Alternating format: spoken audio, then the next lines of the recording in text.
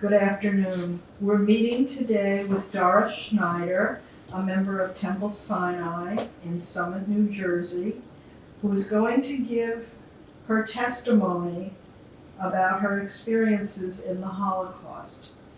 Today is a very special day, November 10th.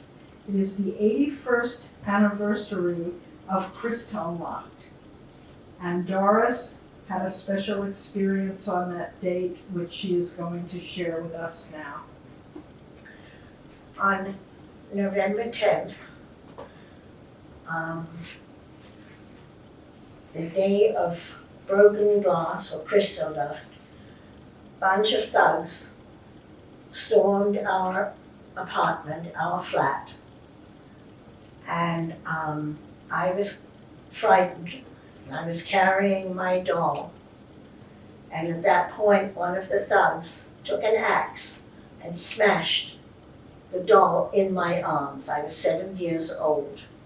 Miraculously, my arm was not hurt, which was amazing, but I guess the doll was so big and I was so little.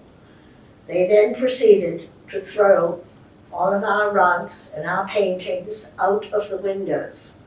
I think there's a misconception of Kristallnacht that it was just broken windows. It was much more than that. On that day also, my father was taken away, and they took all the males of the age of 18 and took them to concentration camp. My father was taken to Dachau. My mother went searching for him and actually had caretakers. The caretakers in the apartment building where we were, they sent me there, and we children, I had a little ring on my finger. The children said, well, they'll come back and take your gold. So we buried my ring in the soil outside in case the Nazis came back. So this is a very special day for me to remember, because I was never quite the same after that particular day. I'm imagining that the violence was just horrific, that you were holding the doll and that desecration occurred. Absolutely. I mean, they smashed the face, and what was interesting, the trauma that my mother did, hoping that I would not be traumatized forever, she had the face replaced before we emigrated. The hair is still the same, and the rest of the doll is still, that is the doll that survived with me. So for you, Kristallnacht is not an abstract idea. It's very real, it sounds like, Yes, even till today. Absolutely. And we also ought to think that it isn't just broken windows. It was violence even then. Will you take us back to the beginning of your life and your family life? Tell us when you were born. I was born June 6, 1931. I was an only child. There had been another child born before me who died in an influenza epidemic. So I was an only child of what was then one of these sort of middle-class families. I had a nanny. My mother was a stay-at-home mother. My father was a sales representative. And I started school at the age of 6. And then came the Anschluss. So, but you were born in 1931, Yes. So there were some 7 intervening years. Yes. Give us a sense of what family life was like, what your childhood was like. I was at home with my mother, and as I say, I had a nanny. And my mother we lived in this small town. My mother was always homesick for Vienna, the big town, and we had family celebrations for Passover and all the Jewish holidays. mostly we went to Vienna for that. Mm-hmm. And it was a very happy childhood. I learned to ice skate. That was my big thing that I loved to do. And went swimming in the summer in the lakes. It was a very sort of middle European type of life. And was there a synagogue in Klagenfurt? Yes. And did you, with your family, were they members? Did they attend? I don't remember the synagogue. I remember mainly Passover dinners with my family. And I was the youngest. I always had to say the Manishtano, Right. so because I was the youngest of the cousins. Mm-hmm. Mm-hmm. Were you aware, I mean, as a very young child, of any anti-Semitic incidences, any talk of anti-Semitism in your town or in the larger society? Not until Hitler. The minute the Anschluss happened, I couldn't go to school anymore. We were stoned. None of us could go. None of the Jewish children could go to school. My oldest cousin organized us Jewish children, and we went on hikes. I loved that. And because you just couldn't go to school anymore. Mm-hmm. We had to move from our apartment to a different neighborhood. My father had a car. That was one of the first things that was taken. And actually, I felt we were a little band of children that went on hikes. I loved being with my older cousins who formed all sorts of hikes and fun things. Mm-hmm. And so then came the violence of Kristallnacht. Yes. And your father was sent to Auschwitz, to Dachau, excuse me. And then what happened? My mother frantically went around trying to find my father. And then there was a committee set up. And it turned out that if there were proper visas for people that had applied to go to other countries, they had to let them out of the concentration camp, with the proviso that they were out of the country, and I believe it was within 48 hours. If they didn't leave the country, they would be put back into concentration camp. And that's when the drama really began, because my father got out.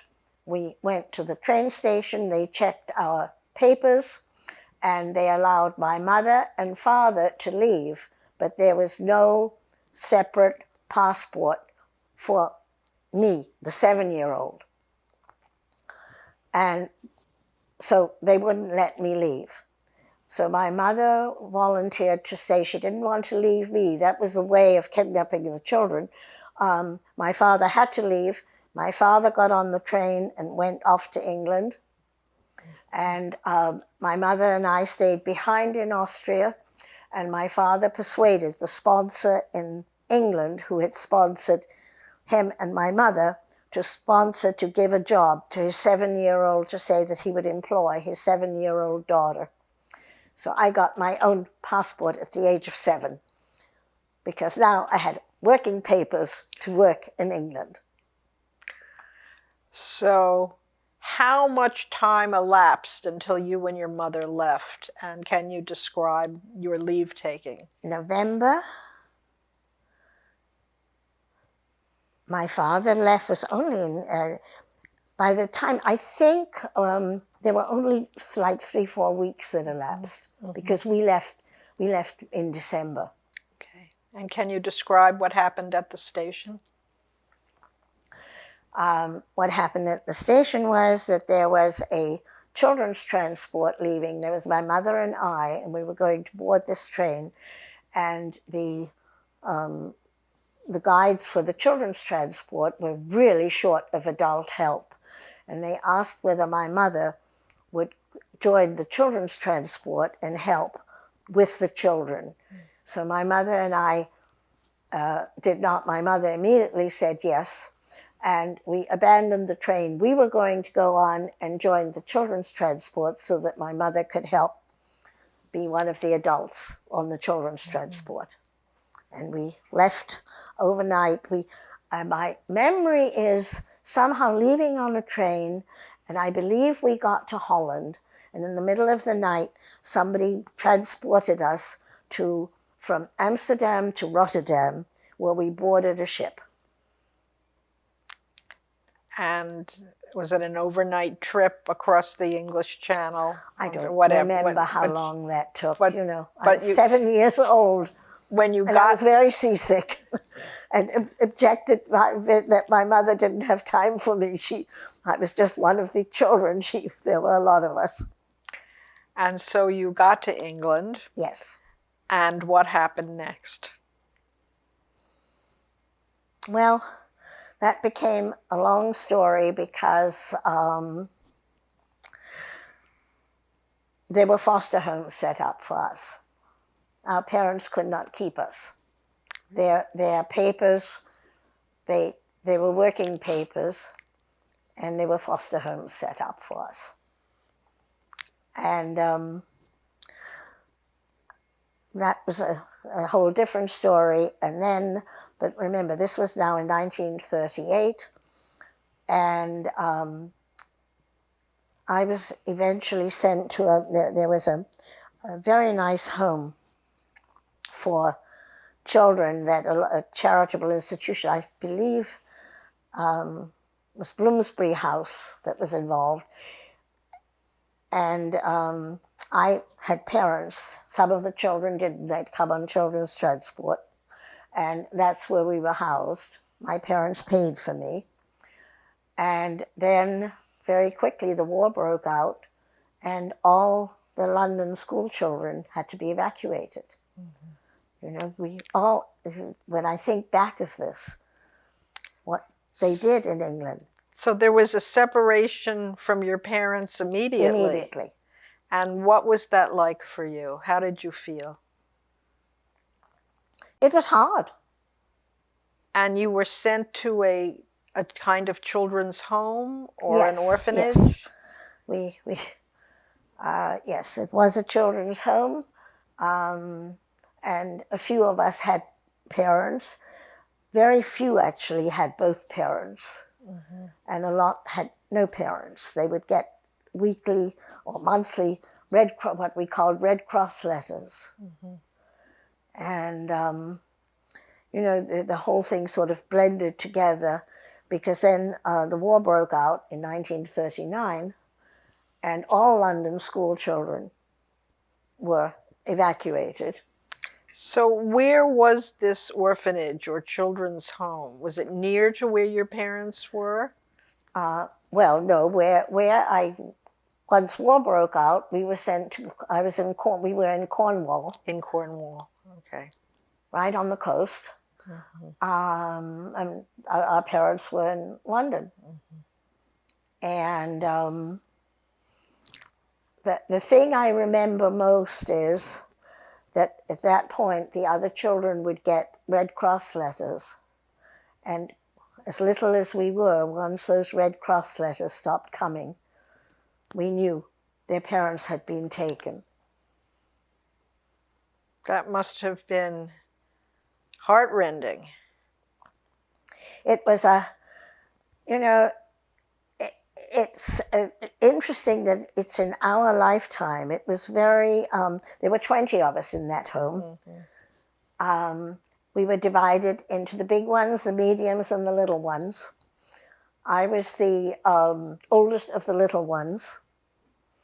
But I was also little. And we were sent to one of the local schools, which was a long walk, and people decided that I couldn't do the walk up the hill. So I was sent to one of those 2-room schools. Mm-hmm. And I had half a year of school in Austria, so I could do I could add numbers, and there was nothing for me to do in this school because they were just learning. I knew my multiplication tables, and there was a 2-room school, and there was desks. There were the teacher's desk had shelves underneath it with books, and I read the book. I learned to read because there was not much else for me to do. Anyway, when I read all the books in that school, they said the school couldn't keep me anymore because there was nothing for me to do there. So I had to go with the other children to this long walk school up the hill. And that was a very long walk. And somebody foolishly at the committee, there were all these charitable ladies that did things. They knitted us all bright red, what we called pixie hoods. Now, if you can imagine 20 children walking up a hill in a small town, now war's broken out, there go the Germans. Okay, 20 of us walking up this hill. And if you were late, this was England in those days. If you were late, you had to put out your hands and you were caned. My goodness. So different from your Yes. life with a nanny and your mother Yes. in Austria.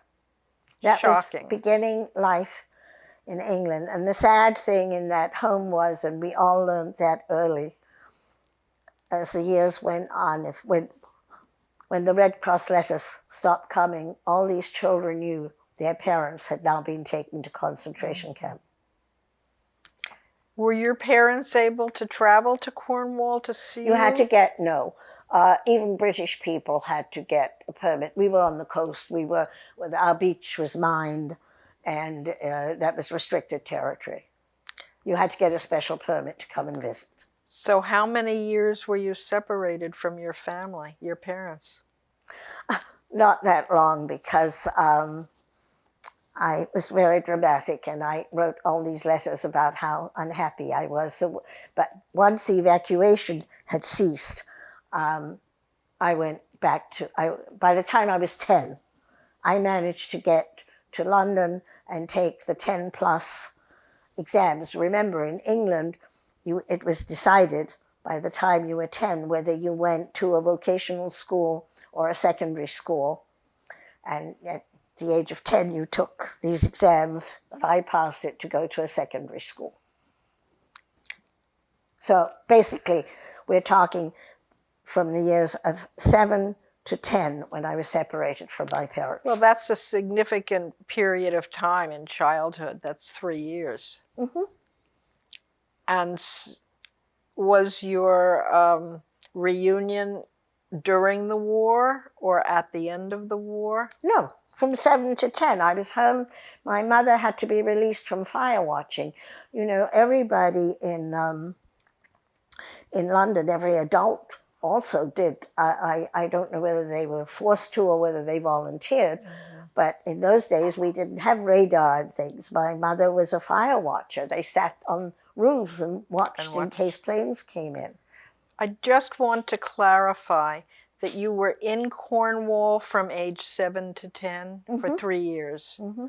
All right. Can you describe then what happened when you returned to London? Was the war still going on? Oh, yes. Oh, yes. Well, you know, the air raids would go. Yes. And then everybody would go down into their basements or to air raid shelters. Mm-hmm. When, you know, then the all clear would come. Was that a frightening experience for you? The Brits had a remarkable attitude. I remember taking the air raids going off and diving under a desk to finish tests. You know, it was just a way of life.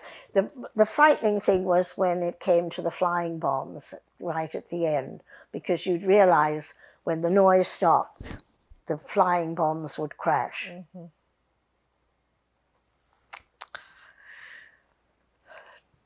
Do you recall what happened the end of the war, and then what happened clearly? Was there an abrupt change, a line of demarcation, so to speak? Not really. London was so bombed. If you were in London, London was destroyed. And the Marshall Plan didn't help rebuild it. You couldn't, it's how my husband and I emigrated. My husband had the same background that I did, slightly older, and it was hard to find a place to live. You had peculiar situations where you had squatters' rights. So, people would break in to people's homes and squat. And you lived so you grew up, the rest of your growing up in rubble-filled London. Did you stay in London with your parents? Yes. And you went to school then, to a regular school? Yes. And how far did you go in school? That was, I went through matriculation, and then I wanted to join the UN. I went to a special program where I did foreign languages, and I learned shorthand in French and in English. In those days, you didn't have recording devices. I learned shorthand I specialized in languages, and I learned shorthand in English, German, French, and Spanish, because I wanted to join the UN. Mm-hmm. So that was the story. And by now, unfortunately, the Spanish is more or less gone, but I really was fairly fluent in those languages. Very impressive that you achieved that at a relatively young age. And what happened after that training and language training and shorthand training? I don't know. I guess I met my husband, and we decided we wanted to get married, and we couldn't find a place to live, and so he decided, or his mother sent him to Canada, because his family got saved by relatives from Canada who'd sent the papers, and his mother really wanted him to thank that family first. So he went to Canada, went to a job fair, got hired for a job, and decided he wanted to emigrate to Canada. And that's what we did. Well, what year would that have been? About? 1951. Okay. And where in Canada did you go?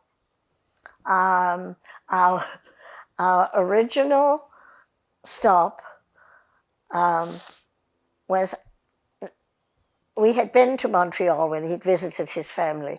It was Niagara Falls, Ontario. Okay. And then you had children? How many children, Doris? 2. After Niagara Falls, Ontario, where we spent a couple of years, my husband was transferred to his company's corporate headquarters in the U.S. So we emigrated from Canada to the U.S.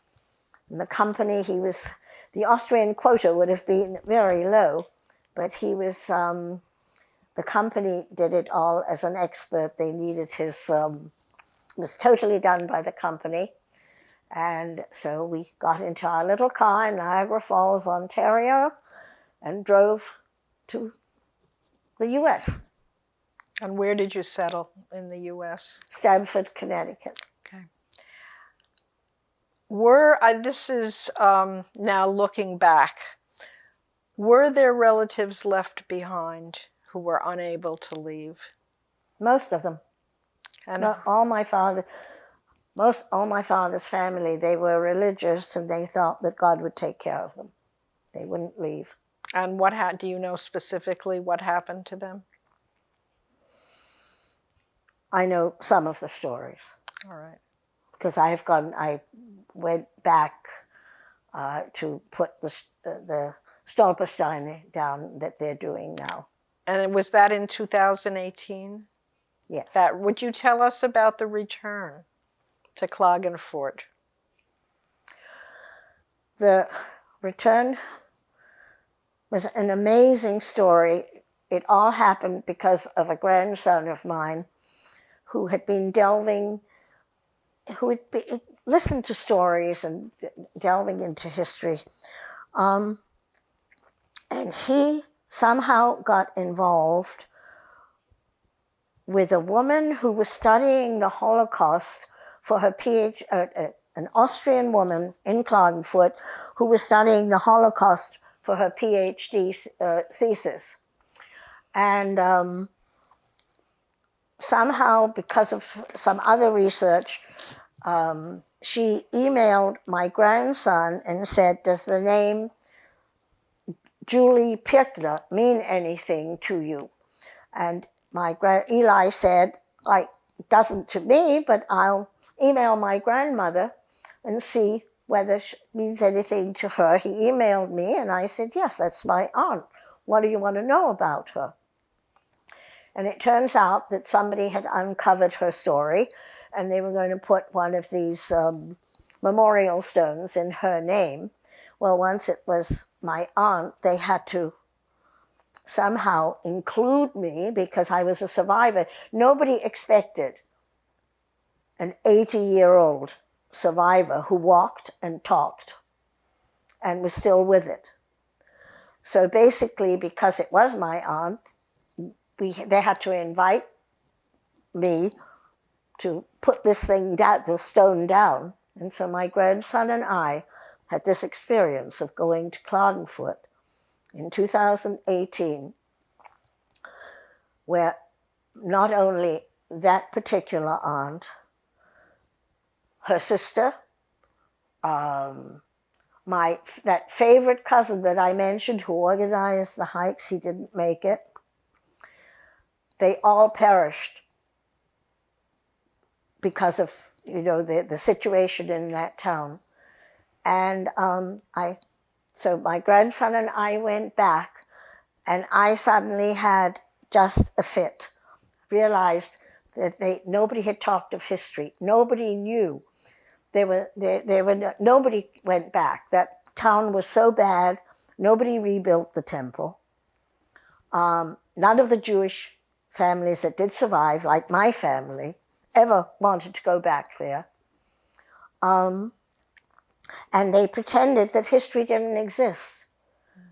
And what happened, obviously the people attending the celebration were somehow interested.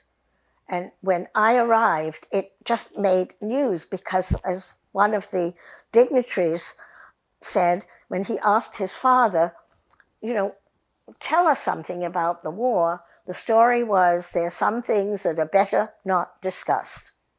We go on. And they pretend that this history didn't happen. Nobody in that town had ever even seen the sound of music. Nothing that happened during that war, it's just as though history didn't exist. Mm-hmm. So I don't know what else I can tell you about Well, that. You've told us a lot. And I wonder, as we draw now to a closing, as you look back and as you reflect from this stage of your life about the impact on you and the larger picture of refugees, if you'd like to say a little bit more about that. Because you commented to me earlier that the plight of refugees is an international and historical It is. norm. It's just the players. It is just the people have changed. It's not the Jewish refugees. Now they killed too many of us, 6 million of us. Now we have the plight of new immigrants who are going through the same horrors, who are going, we're separating. We're separating children from their parents. We're putting them in foster homes, just as we were put in foster homes. I have not discussed a number of my close friends who didn't make it. who disappeared. There's one particular child that we never, because when they turned 15, they were no longer the wards of the state. Never did discover what happened to my one friend. And this is what's happening now. And that makes me very sad.